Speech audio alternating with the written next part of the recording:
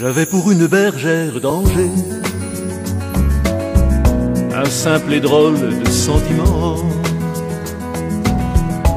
de force et de peur mélangées,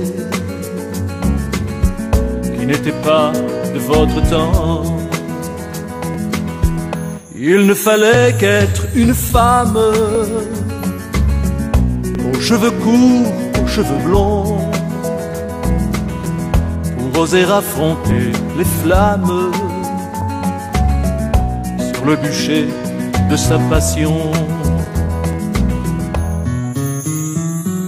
Attends, Jeanne, attends, Jeanne, il est trop tard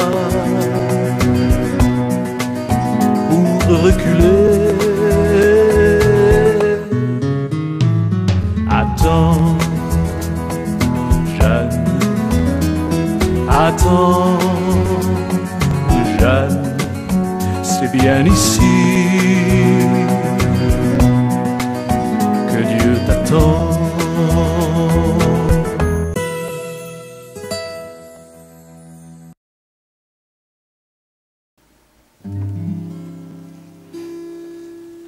Toi qui as vu la dame dans son écrin doré, toi qui nous as parlé de Vierge Immaculée, toi qui as confié nos misères cachées, toi qui nous aimes toujours, confie-lui nos secrets.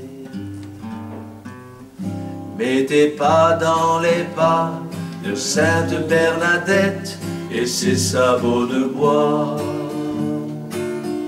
Mettez pas dans les pas de ce monde joyeux des chercheurs de la foi. Mettez pas dans les pas de la petite sainte et ses sabots de bois. Mettez pas dans ses pas et cherche tes amis en leur donnant la foi. Au fond de ta chapelle, tu protèges les gens et puis tu les renvoies vers la Dame du ciel. À genoux sur la terre, tu es plus près des enfants et tu priais pour eux, droite de Massabielle. Mettez pas dans les pas de Sainte Bernadette et ses sabots de bois. Mettez pas dans les pas de ce monde joyeux des chercheurs de la foi. Mettez pas dans les pas de la petite sainte et ses sabots de bois. Mettez pas dans ses pas et cherche tes amis pour leur donner ta foi. Petite Bernadette, je veux suivre tes pas et montrer aux athées une voie éternelle. N'oublie pas de prier pour le monde ici-bas qui ne veut pas s'ouvrir au royaume du ciel. Mettez pas dans les pas de Sainte Bernadette et ses sabots de bois. Mettez pas dans les pas de ce monde joyeux des chercheurs de la foi. Mettez pas dans les pas de la petite sainte et ses sabots de bois. Mettez pas dans ses pas et cherche tes amis pour leur donner la foi.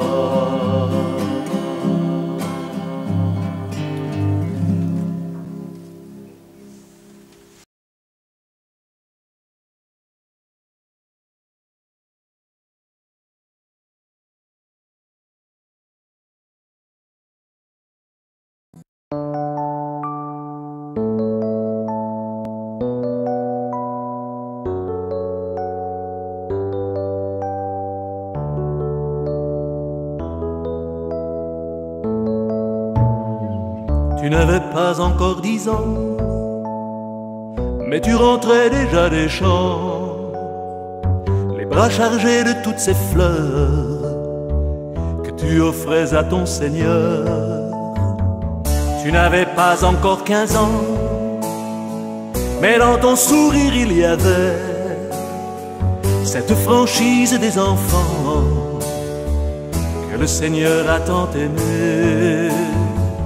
Et parfois le long des épines coulait déjà un sang précieux, comme là-haut sur la colline où le Seigneur a fermé les yeux. Comment lui dire combien tu l'aimes?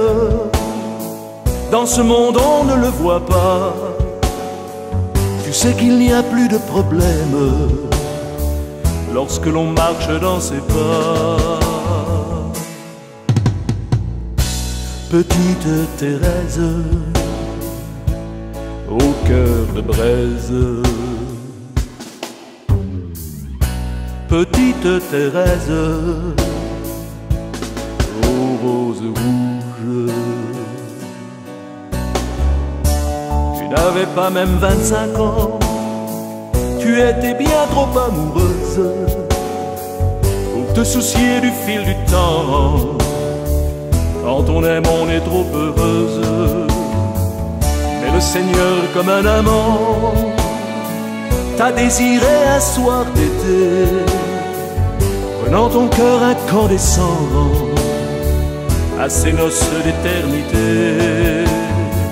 Autour de ton corps qui voyage, traversant les plaines du monde, on voit des gens que tu soulages quand l'amour du Seigneur t'inonde. À faire du bien sur la terre, tu passes ton temps dans le ciel. Donne la paix à tous mes frères, réchauffe leurs âmes à ton soleil. Petite Thérèse, au cœur de braise. Petite Thérèse, aux roses rouges. Petite Thérèse, allez, viens.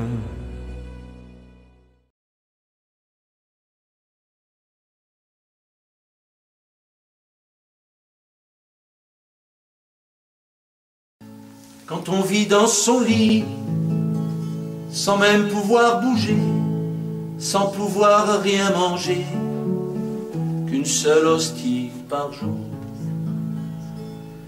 que pendant 50 ans, on s'offre sans rechigner aux ordres de son maître, par amour pour l'amour. Quand des journées entières, on voit des visiteurs qui viennent faire la queue devant sa petite porte, comprend leur maladie, écoutant leur malheur, en ravivant en eux leur foi qui était morte. Quand on supporte la nuit, les attaques du grappin, qu'on accepte de souffrir pour la gloire de Jésus, pour sauver une France qui ne croit plus en rien, qui cherche à s'en sortir, mais qui ne le peut plus. On est un vrai foyer qui brûle d'un feu divin, celui du Sacré-Cœur. On s'appelle Marthe Robin. Au fond du territoire, dans une chambre noire, au bout de sa campagne, Châteauneuf de Galorme. Et derrière ses lunettes, toutes cerclées de noir, sur son grand oreiller, elle vient défier la mort. Elle prend toutes les souffrances et les offre au Seigneur, les brûle dans le foyer, au feu du Sacré-Cœur, qui les transformera en miracle, en bonheur, en guérison soudaine et en joie à toute heure. Aux idées de Jésus pour convertir la France, cette France qui la nargue mais qui ne s'en sort plus.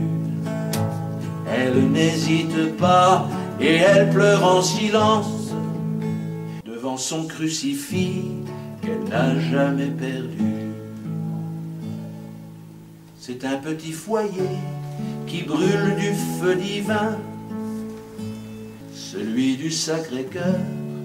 On s'appelle Marthe Robin. Voici le petit feu du bel amour divin qui terrorise Satan et lui vole des âmes.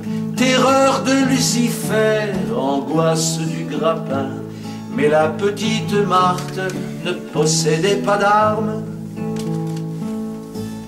Elle est un vrai foyer où viennent se brûler les misères du monde et les affres des cœurs. Elle aime son Jésus, elle voudrait l'imiter, et c'est cette empathie qui réchauffe son cœur. Et tous ces pèlerins qui cherchent une vie en or, dans l'amour pur de Dieu, viennent s'y réchauffer, en posant leurs valises auprès de ce trésor, pour quelques jours d'amour avec le Père fidèle. On est un vrai foyer qui brûle d'un feu divin, celui du Sacré-Cœur. On s'appelle Marthe Robin. Et ce feu qui les brûle dans leur être intérieur, sans jamais consumer, les embrase d'amour. Il réveille leurs âmes, les rappelle au Seigneur. Il en arrive encore un peu plus chaque jour de cette France athée qui a renié Dieu et son Fils et l'Esprit et Joseph et Marie. Elle réveille la foi, elle ranime le feu et comme Padre Pio, elle console l'esprit. Et tous ces visiteurs viennent pour s'incliner à genoux devant elle, devant son petit lit. Et Marthe les regarde, elle veut les soulager, et par toutes ses prières, elle console Marie. C'est un petit foyer qui brûle d'un feu divin, celui du Sacré-Cœur. Merci Marthe Robin. Son Jésus et sa force, ses douleurs sont offertes. C'est par amour pour lui qu'elle a tout accepté. Sur son visage s'ouvrent les plaies qu'il a souffertes. Toujours le vendredi, quand tout s'est arrêté.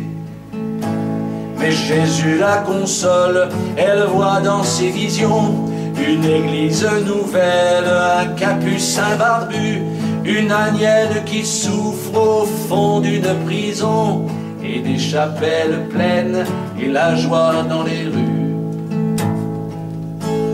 Et lors de ces extases, elle voit déjà demain arriver par milliers la foule des convertis, foyer de charité rempli des pèlerins venus du monde entier pour adorer Marie.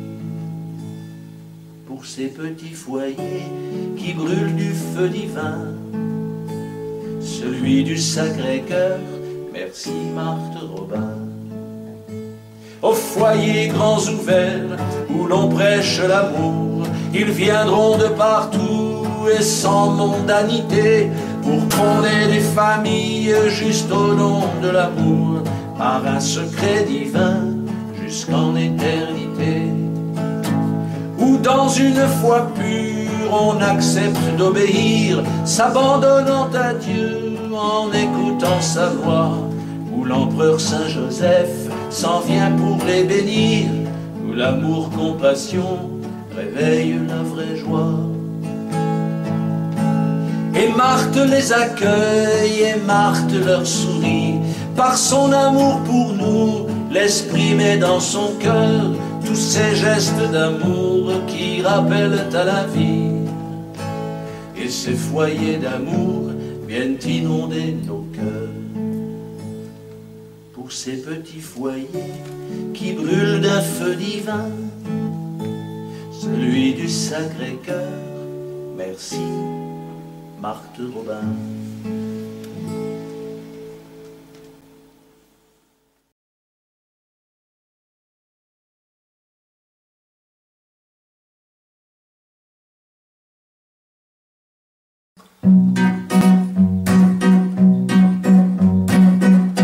Quand elle vous regardait, il y avait dans ses yeux la douceur d'une enfant, la profondeur de Dieu. Elle sait bien, Mère Yvonne, aimée de Malestroit, qui donnait toute sa vie à Jésus, roi des rois. Dans son regard si doux, tout est simplicité. Il est si lumineux et tout en majesté. Voyez comme Jésus l'aime, elle veut porter sa croix. Elle qui aimait danser, son âme pleine de foi. Avant de se coucher et de se mettre au lit, elle aimait embrasser les statues de Marie. Elle qui rêvait d'avoir le joli voile noir des belles Augustines qui venaient pour la voir. Elle sent la vocation, mais elle n'a pas 13 ans. Juvéniste à 15 ans, postulante à 16 ans. Mais Jésus lui donnait sa plus belle lumière, puisqu'il a bien voulu l'immoler tout entière. Quand elle vous regardait, il y avait dans ses yeux la douceur d'une enfant, la profondeur de Dieu. Et c'est bien Mère Yvonne, aimée de Malestroit, qui donnait toute sa vie à Jésus, roi des rois. Un petit banc de bois tout au bord du canal, elle y voyait de suite les volutes en spirale d'un encens mystérieux qui descendait du ciel et qui se dilatait en effluves essentiels. C'était le lieu béni de tous ces rendez-vous, une affaire d'amour trop secrète pour nous, où Jésus l'attendait, où Jésus l'enseignait, en faisant de sa vie une offrande déployée. Les vieillards, les mourants, les pauvres des bidonvilles, il les lui désignait et elle courait en ville.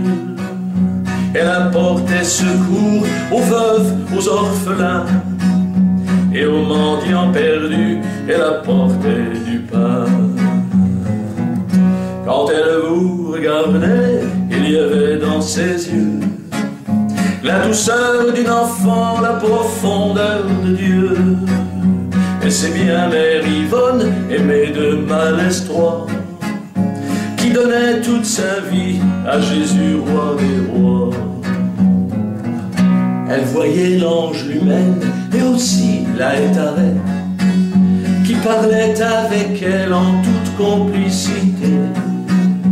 Un parfum inconnu qui n'est pas de la terre venait la prévenir de l'existence d'un père. Sur sa belle guimpe blanche, 3 raies rouges de sang, de ses chairs déchirées par la main de Satan, s'alignaient en un cœur comme sur une bannière qui aurait pu flotter sur un vieux monastère. Les entailles des griffes profondes jusqu'à l'os n'auront pas entamé sa joie au sacerdoce, et elle passait d'un monde sans effort jusqu'à l'autre, par la bilocation pour prévenir les autres.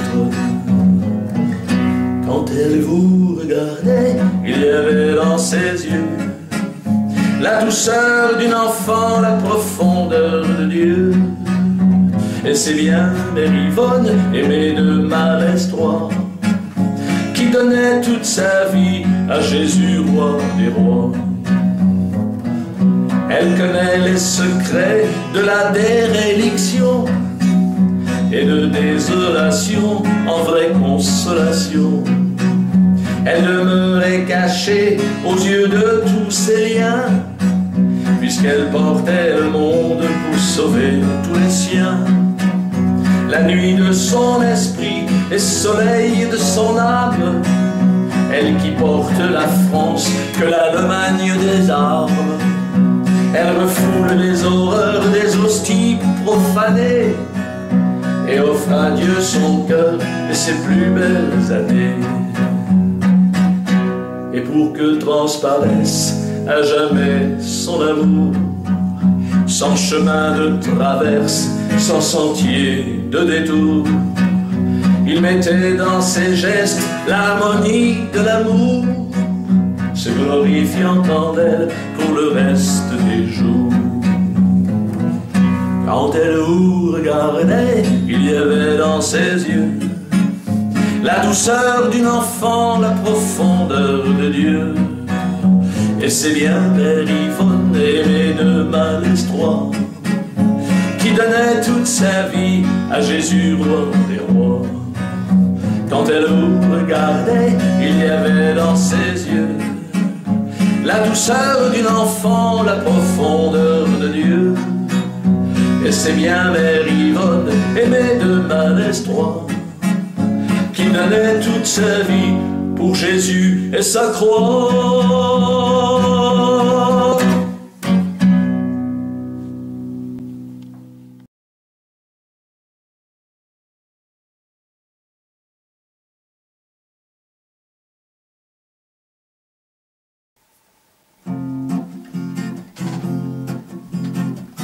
Sur une décharge ouverte ou un orphelinat, les pauvres sont les mêmes au Caire ou Calcutta.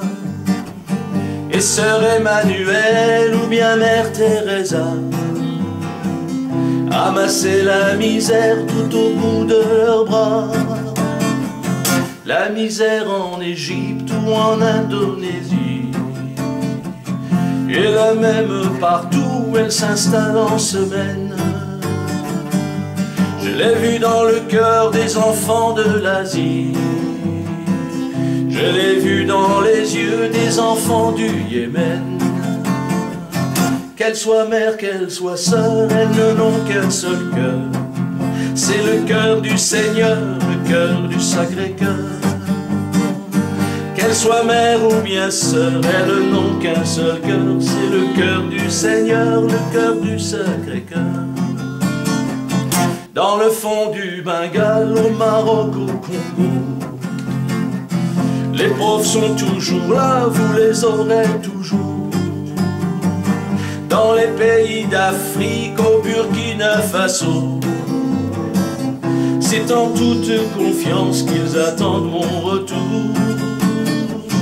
Dans un mouroir indien ou une léproserie, près des enfants des rues ou des tuberculeux, des malades du sida, elles offrent leur sourire à tous ceux qui attendent un geste miraculeux.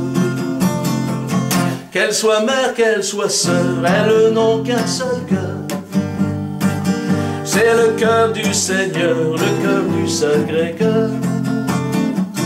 Qu'elles soient mères ou bien sœurs, elles n'ont qu'un seul cœur, c'est le cœur du Seigneur, le cœur du Sacré-Cœur.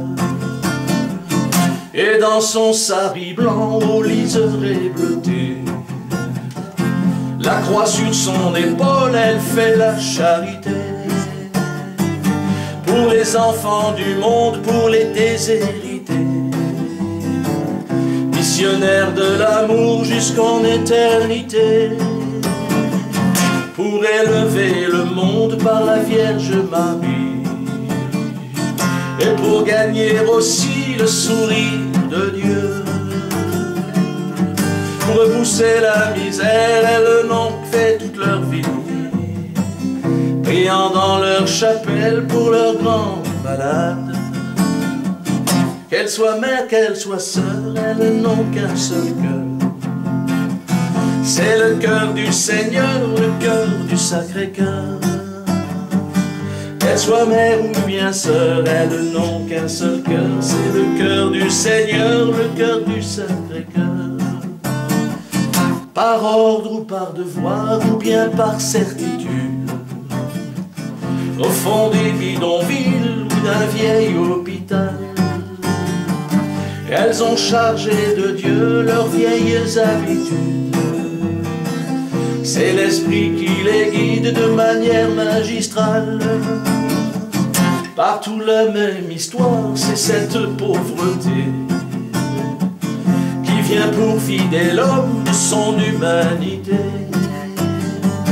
Toujours la même histoire, c'est la Sainte Charité qui appelle les hommes à vivre la sainteté. Qu'elles soient mères, qu'elles soient sœurs, elles n'ont qu'un seul cœur. C'est le cœur du Seigneur, le cœur du Sacré-Cœur. Qu'elles soient mères, qu'elles soient sœurs, elles n'ont qu'un seul cœur. C'est le cœur du Seigneur, le cœur du Sacré-Cœur. Mais Jésus sait toujours qui il veut que l'on soit, pour toujours le servir et aimer comme lui. Et dans sa grande bonté, parfois il nous envoie des servantes de Dieu qui deviennent ses amis.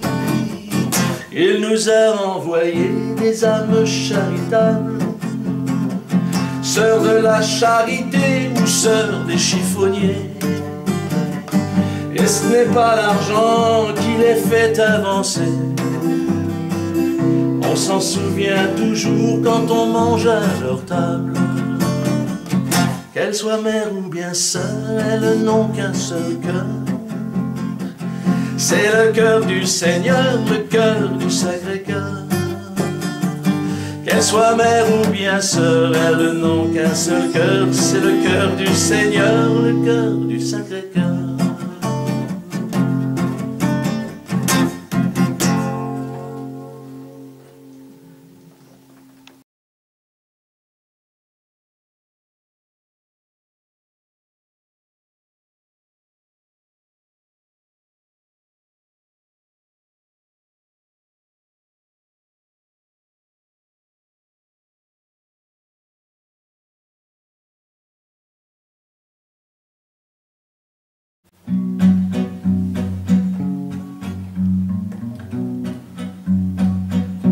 Une petite messagère qui rentrait du marché, avec dans son cabas du fenouil, quelques pois, des salades de saison et quelques poissons frais, et puis de bons légumes pour sa soupe du soir.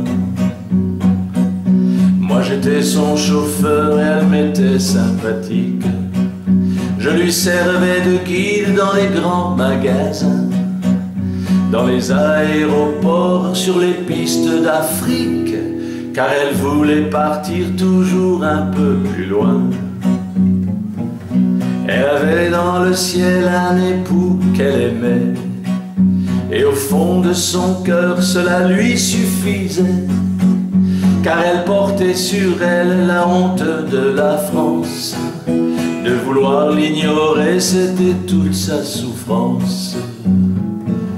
Et elle me demandait d'offrir le vin nouveau aux petits exilés, c'était bien l'essentiel.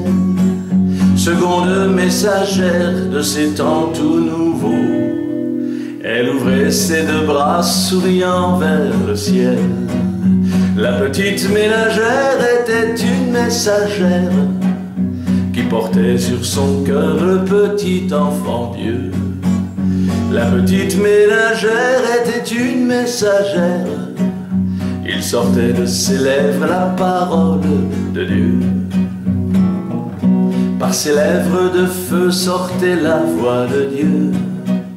Quand parfois je plongeais mes yeux dans ses yeux, elle ne me voyait plus, elle parlait avec Dieu, et je me demandais si tout était sérieux. Les genoux écorchés d'avoir trop prié Dieu, afin qu'il lui envoie pour elle un petit signe. Elle parlait les mains jointes au nom de Saint Matthieu, et elle se souvenait de toutes ses consignes. Puis Marie lui donna son Jésus dans ses mains, à Notre-Dame de Vie sur le banc d'une chapelle. Elle ne le quitta plus du jour au lendemain, et sans interférence elle lui resta fidèle. Sa mission est si grande aujourd'hui dans le ciel, et c'est bien en Afrique qu'elle préfère apparaître, un continent natal où coule le lait, le miel ne se remplace pas, il faut le reconnaître. La petite ménagère était une messagère qui portait sur son cœur le petit enfant Dieu. La petite ménagère était une messagère, il sortait de ses lèvres la parole de Dieu. Elle aimait son Joseph qui le lui rendait bien, et son sourire brillait quand elle parlait de lui. Je peux bien vous le dire car j'en étais témoin, elle avait dans son cœur l'amour divin pour lui. Une tasse de café, un fromage du Nord, une poignée d'olives, des condiments d'hiver, et elle était heureuse de ces petits trésors qui régalaient son âme, et Dieu la laissait faire. Elle aimait tout donner puisqu'on partageait tout, dans la famille choisie de l'Ave Maria. Comme les premiers apôtres, elle supportait tout. Je lui disais souvent, mais ne t'inquiète donc pas, les deux mains bien ouvertes et les deux yeux fermés. Par elle Dieu dirigeait sa famille d'amour. Il parlait en son cœur et nous restions figés, en vrai privilégié de l'entendre chaque jour. La petite ménagère était une messagère qui portait sur son cœur le petit enfant Dieu. La petite ménagère était une messagère, il sortait de ses lèvres la parole de Dieu. Devant tous les sceptiques et tous les gens qui doutent, elle avait la réponse à toutes leurs questions. Sans chercher à convaincre, elle continuait sa route, et sans arrière-pensée continuait sa mission. Elle partait en extase pendant des heures entières, la nuque sur le rebord d'une petite chaise, avec les bras en croix pour la gloire du Père. Puis elle se relevait, se sentant très à l'aise, quand elle ouvrait en joie sa toute petite Bible. Aux lettres si minuscules, je n'en lisais que les titres. Le Père lui envoyait de façon invisible la réponse aux questions qu'elle prenait aux épîtres. Elle gardait ses secrets pour la petite Agnès, cette bergère d'amour qu'on avait enfermée dans une prison corse, car c'est là qu'on la laisse, puisqu'elle disait partout toute la vérité. La petite messagère était une ménagère qui portait sur son cœur le petit enfant Dieu. La petite messagère était une ménagère, il sortait de ses lèvres la parole de Dieu. Toujours très attaquée pour son oui sans façon, elle exultait de joie quand Dieu lui répondait, et je la regardais répondre à nos questions que l'on posait au ciel et qu'il avait appelé. Contre tous les impies et les blasphémateurs qu'il a catalogués de fausses messagères, elle restait silencieuse louant le Sacré-Cœur, et elle leur répondait: je ne suis qu'une ménagère. Elle aurait tant voulu qu'on la croie, qu'on l'écoute, et qu'un seul prêtre en France la prenne comme une vraie sœur. Et je la regardais vivre, je n'avais aucun doute. La sœur Marie-Arlette offrait tout au Seigneur. En habit de prière, elle venait à l'autel, et c'est Dieu qui dictait tout au bord de ses lèvres les chapelets de joie, les liturgies nouvelles et les plus belles consignes pour son église nouvelle. La petite ménagère était une messagère qui portait sur son cœur le petit enfant Dieu. La petite ménagère était une messagère, il sortait de ses lèvres la parole de Dieu. Elle ne se déplaçait jamais sans son Jésus, qu'elle portait dans ses bras comme une enfant perdue. Elle dormait avec lui et il la consolait de toutes les trahisons qu'ici elle subissait. Sainte Marie-Arlette, c'était la voix de Dieu. L'Esprit Saint la guidait et je la rassurais.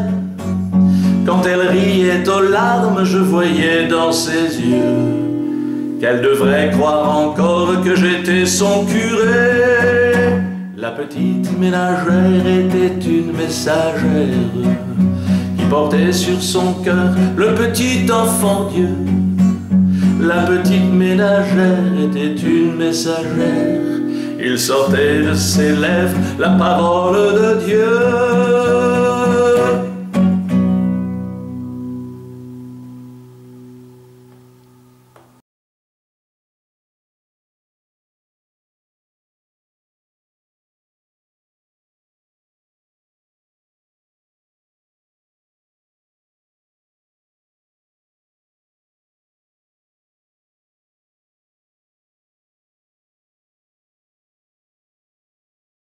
J'avais pour une bergère d'Angers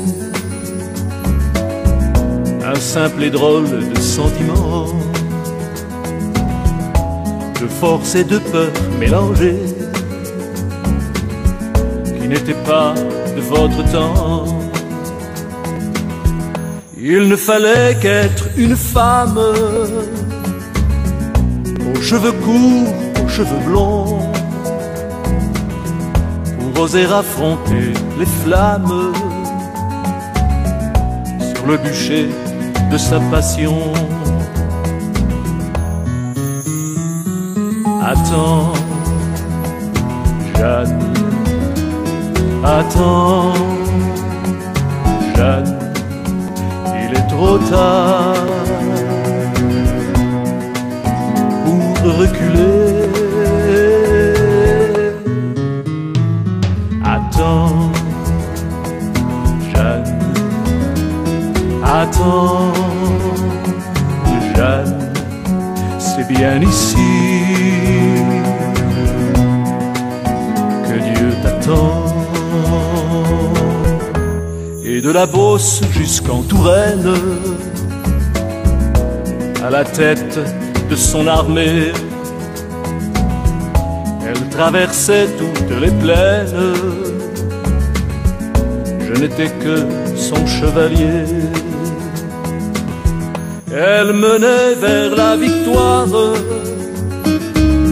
une France envahie d'Anglais, car Dieu la voulait sans histoire dans son royaume d'éternité.